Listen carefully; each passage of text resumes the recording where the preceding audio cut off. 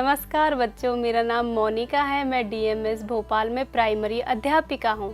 मैं आज आपको कक्षा 3 का एक अध्याय मूस की मजदूरी पढ़ाने जा रही हूँ। उम्मीद है आप इसे ध्यान से सुनेंगे तथा समझेंगे भी। तो बच्चों, आइए शुरू करते हैं हम यह कहानी। बहुत समय पहले की बात है। एक आदमी था, वह अपने खेतों में बैठा था। बैठे बैठे एक पोखरी के बीच उसे धान के कुछ पौधे दिखाई दिए, जिसमें धान की बालियां अच्छे से लहरा रही थी। उन्हें देखकर उसके मन में ख्याल आया, क्यों ना हम इन धान की बालियों को अपने पास ले आएं। लेकिन लाता कैसे? वह पोखरी के बीच में जो थी और वहाँ पे बहुत ही गहरा पानी था। किसान का वहाँ जाना मुश्किल था। जैसे ही उसके दिमाग में ये चल रहा था, उसे एक मूस दिखाई दिया। मूस समझते हो ना आप? मूस होता है चूहा।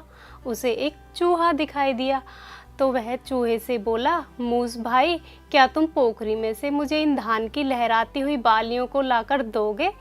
मूस को भला क्या ऐतराज था। उसने बोल दिया, हाँ भाई, ला के दूंगा। उसने बोला, ठीक है, आप मुझे इन धान की बालियों को लाकर दो। मूस सर सर सर सर करके पोखरी में तैर गया। वह छोटे छोटे दांतों से धान की बालियों को कुतर कुतर कर पोखरी के किनारे लाकर रखने लगा। किसान के पास बहुत सारी धान की बालियां इकट्ठी हो गई। वह खुश होकर मूस से बोला, मूस भाई, तुम इसमें से अपने मेहनताने का कुछ हिस्सा ले लो। तो मूस भाई बोला, भाई, मेरा सिर तो है छोटा सा, मैं भला अपने सिर पे अपने मेहनताने का हिस्सा कैसे लेके जाऊंगा। एक काम करते हैं किसान भाई, आप ही अपने घर ये सारा धान ले जाओ। मैं रोज आकर वहीं से थोड़ा थोड़ा सा इसमें से खा लिया करूँगा। किसान को ये बात पसंद आई। उसने इस बात पर दोनों तैयार हो गए कि भाई तू हमारे घर से आकर थोड़ा थोड़ा खा लिया करना। तो दोनों खुश हो गए। उम्मीद है ये कहानी आपको समझ आई होगी और आप अच्छे से समझ भी गए होंगे। आइए हम कहानी में आए कुछ कठिन शब्दों के अर्थ जानते हैं। जैसे पहला कठिन शब्द है मूस। मूस मतलब चूहा। चूहे को हम मूस भी बोलते हैं। दूसरा है पोखरी। पोखरी होता है एक छोटा सा तालाब या पोखर, उसको हम पोखरी बोलते हैं। तीसरा है कठिन। कठिन मतलब मुश्किल। उसके बाद है मेहनताने का हिस्सा। मेहनताने के हिस्से का अर्थ होता है कि मेहनत करने के बदले दिए जाने वाला या तो कुछ इनाम या फिर कुछ पैसे आदि। ठीक है। उसके बाद है ढोकर। ढोकर मतलब लाद कर।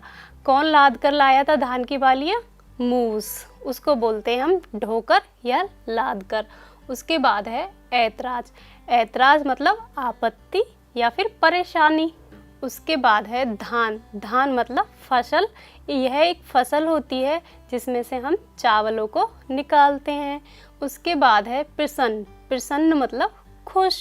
उसके बाद है स्वयं। स्वयं मतलब खुद या फिर अपने आप। उसके बाद है गहरा। गहरा वैसे तो आप लोग समझते ही होंगे, गहरा होता है जिसका तल बहुत अंदर तक हो, उसे बोलते हैं हम गहरा। आइए बच्चों, अब हम आगे बढ़ते हैं इसके अभ्यास कार्य की ओर। तो पहला प्रश्न है, सबसे पहले आदमी ने धान का पौधा कहाँ देखा? तो कहाँ देखा था सबसे पहले आदमी ने धान का पौधा? देखा था एक पोखरी के बीच में। दूसरा प्रश्न है, धान की बालियों के बीच आदमी का पहुंचना कठिन क्यों था? क्योंकि धान की बालियां कहाँ थी? पोखरी के बीच में, और वहाँ पे बहुत ही गहरा पानी था, इसलिए आदमी का वहाँ पहुँचना बहुत ही कठिन था। धान की बालियों तक पहुँचने में आदमी की मदद मूस ने की। मूस मतलब चूहा ने की। मूस धान की बालियों तक कैसे पहुँचा? मूस धान की बालियों तक तैर कर पहुँचा। अगला प्रश्न है, मूस ने अपनी मजदूरी का हिस्सा क्यों नहीं लिया? मूस ने अपनी मजदूरी का हिस्सा इसलिए नहीं लिया क्योंकि वह एक छोटा जीव है और अपने छोटे से सिर पर अपनी मेहनत का हिस्सा कैसे ले जाता, इसलिए उसने अपनी मेहनत का हिस्सा लेने से मना कर दिया। अगला प्रश्न है, धान की तरह और कौन कौन से अनाज हैं जो बालियों में से निकाले जाते हैं? तो धान की तरह और अनाज हैं जैसे गेहूँ, वो भी बालियों में से निकलता है, ज्वार, बाजरा तथा जौ, और कुछ ऐसी दालें भी होती हैं जो बालियों में से निकाली जाती हैं। तो उम्मीद है बच्चों ये अध्याय आपको समझ में आया होगा। आया ना समझ में? तो फिर मिलते हैं आपको एक और नई कहानी के साथ। तब तक के लिए नमस्कार।